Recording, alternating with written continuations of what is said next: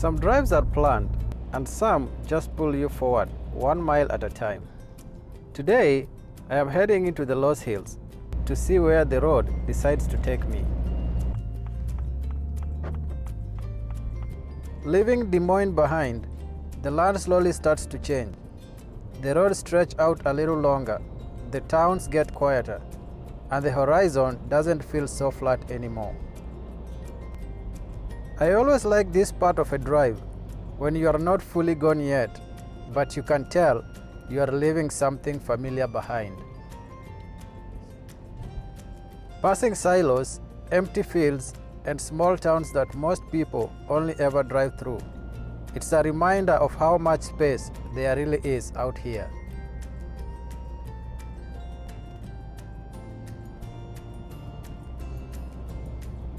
I decided to turn into Coon Rapids for a bit, not because I had a plan, but because towns like this usually have something quiet about them that you don't see from the highway.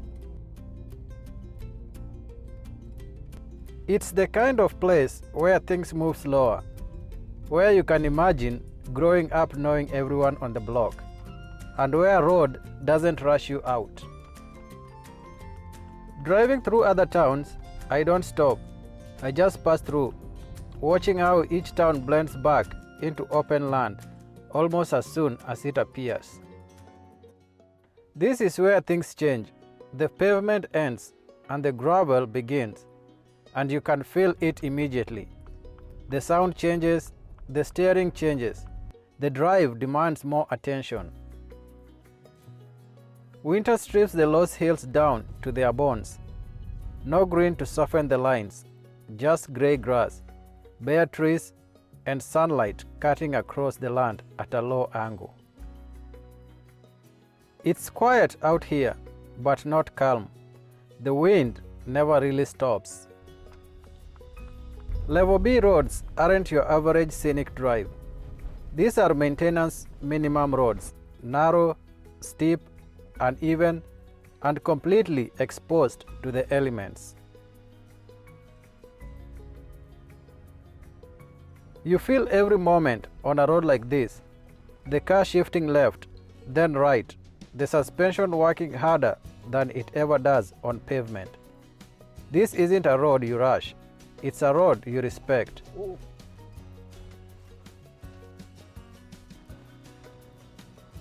It's not about the destination yet.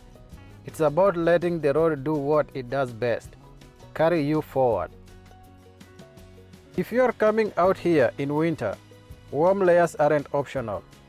Gloves, a heavy jacket, and something to block the wind will make all the difference.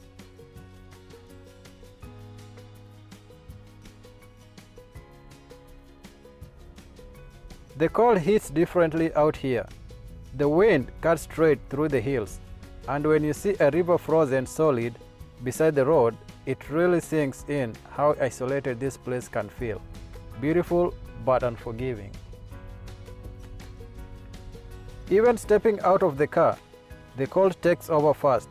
My hands numb almost immediately, the wind shaking everything it touches.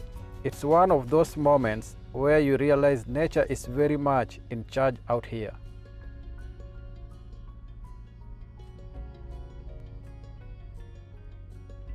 This is where I decided not to push it.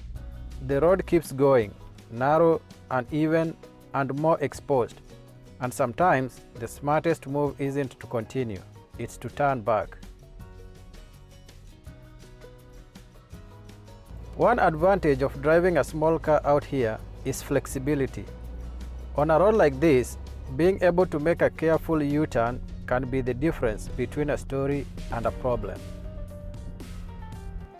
Out here, there's no one clearing the road ahead of you. If a branch falls, you move it. If something's on the way, you deal with it. It's all part of driving places that don't get much attention. And honestly, that's part of what makes it feel real. As the sun starts dropping, everything changes again.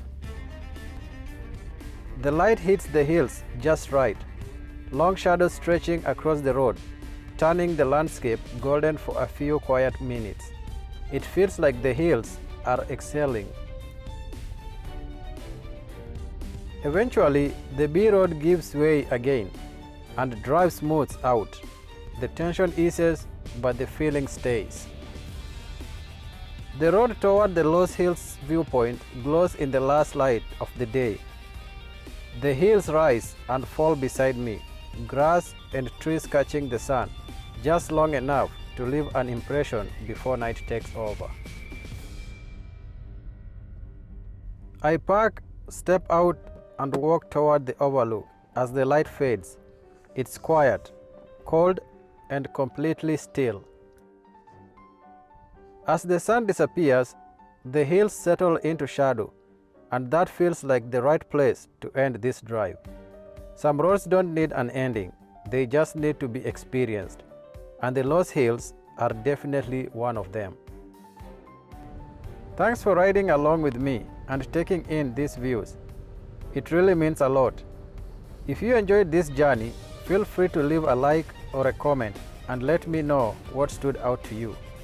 And if you want to see more drives and places like this, consider subscribing. Until the next road, thanks for watching.